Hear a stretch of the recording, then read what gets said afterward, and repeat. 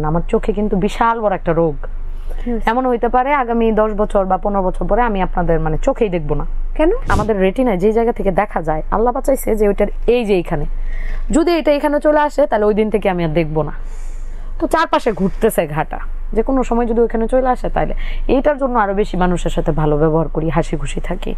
যে যদি একদিন দেখতেই না পারি তাহলে আর মানুষ তো ঝগড়া করে কি করবো, দোয়া দে তার চেয়ে যদি আল্লাহ মাফ করে। টক্সোপ্লাজমাসিস রেটিনাল করয়েডিটিস, তো বেড়াল থেকে অথবা গরুর মাংস থেকে এটা হয়েছে। ডক্টর আমাকে বলছিল প্রথম বাংলাদেশে যখন আমি ডক্টর দেখাই, 3-4টা ডক্টর দেখাই, পরে তো থাইল্যান্ডে যাই।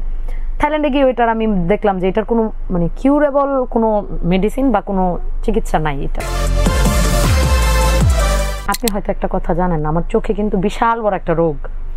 এমন হইতে পারে আগামী 10 বছর বা 15 বছর পরে আমি আপনাদের চোখেই দেখবো না। কেন?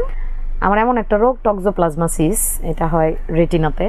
টক্সোপ্লাজমাসিস রেটিনাল করয়েডিটিস, তো বেড়াল থেকে অথবা গরুর মাংস থেকে এটা হয়েছে। ডক্টর আমাকে বলছিল প্রথম বাংলাদেশে যখন আমি ডক্টর দেখাই, 3-4টা ডক্টর দেখাই, পরে তো থাইল্যান্ডে যাই। থাইল্যান্ডে গিয়ে ওইটার আমি দেখলাম যে এটার কোনো কিউরেবল কোনো মেডিসিন বা কোনো চিকিৎসা নাই এটার।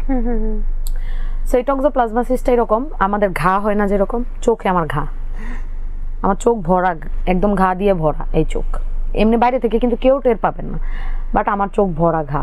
যে কোনো সময় আমি অন্ধ হয়ে যেতে পারি। আমি কিন্তু এই চোখে আপনাকেও ক্লিয়ার না, আমি কিন্তু আপনাকে দেখতে পাচ্ছি না, অনেক ডার্ক, এটা ব্রাইট। সো আমার যে রোগ আমার ভেতরে অনেক বড় রোগ, এটা 1 কোটিতে একজনের হয়। সো এই রোগটাও কিন্তু আমি ক্যারি করতেছি, আমার ভেতরে রোগটা আছে।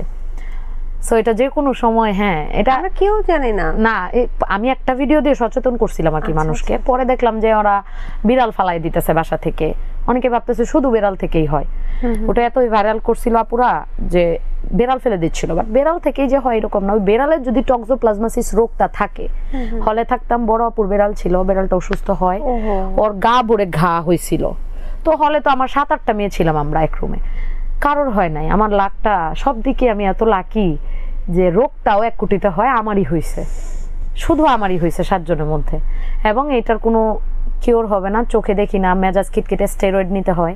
প্রত্যেক ডক্টর যখনই দেখাই আসে এরকম বড় একটা স্পট থাকে চোখে, কালো একটা স্পট থাকে, আপনি কিচ্ছু দেখতে পারবেন না। সো এক চোখ থেকে আরেক চোখে হয়, আমার 2টাতেই হয়েছে। তো যে কোনো সময় আমি খালি আল্লাহর একটা জিনিসই বলি, আমার সন্তানদেরকে দেখার তুমি তৌফিক আমাকে সারা জীবন দিও, মরার আগে যেন দেখে যেতে পারি। এছাড়া আমার জীবনে এই একটাই কষ্ট। আর হাজব্যান্ডের ওই যে পাটা ভাঙা, 56টা সেলাই দেওয়া, এই 2টাই কষ্ট আমার। আর এমনিতে কোনো কষ্ট নাই, হাসি সবসময় আর কি। এত হাসি খুশি একটা মেয়ে, এত বড় একটা অনেক বড়, খুবই কষ্ট লাগলো। পানি এসে পড়লো। আল্লাহর কাছে দোয়া করি আমরা। না, দোয়া তো অবশ্যই আপু, কিন্তু আপনি জানেন যে এটার কোনো লাস্ট কোনো স্টেজ নাই। তারপরে সৃষ্টিকর্তা চাইলে কি হ্যাঁ সেটা সম্ভব, যার কোনোদিন ঘাটা হবে না। কিন্তু থাইল্যান্ড থেকে ট্রিটমেন্ট করে আসার 8 মাস পরেই দেখে আবার সেম কেস, আবার চোখে দেখি না। আবার হচ্ছে এখন আমি থাইল্যান্ড কিভাবে যাব, ওই সময় থাইল্যান্ডের দিচ্ছে না, 40 দিন 47 দিন পরে ভিসা দিচ্ছে। পরে বাংলাদেশে লন্ডন থেকে একজন ডাক্তার আসে, তাকেই দেখাই। ওখানেও যে কথা বলছে তারাও একই কথাই বলছে যে এটা কোনো, এবং আমাদের রেটিনায় যে জায়গা থেকে দেখা যায়, আল্লাহ বাঁচাইছে যে ওইটার এই যে এইখানে, যদি এটা এখানে চলে আসে তাহলে ওই দিন থেকে আমি আর দেখবো না। তো চারপাশে ঘুরতেছে ঘাটা, যে কোনো সময় যদি ওইখানে চলে আসে তাহলে এইটার জন্য আরো বেশি মানুষের সাথে ভালো ব্যবহার করি, হাসি খুশি থাকি। যে যদি একদিন দেখতেই না পারি তাহলে আর মানুষ তো ঝগড়া করে কি করবো, দোয়া দে তার চেয়ে যদি আল্লাহ মাফ করে। জাগো এফএম এর অ্যাপ এখন পাওয়া যাচ্ছে অ্যাপ স্টোর এবং প্লে স্টোরে।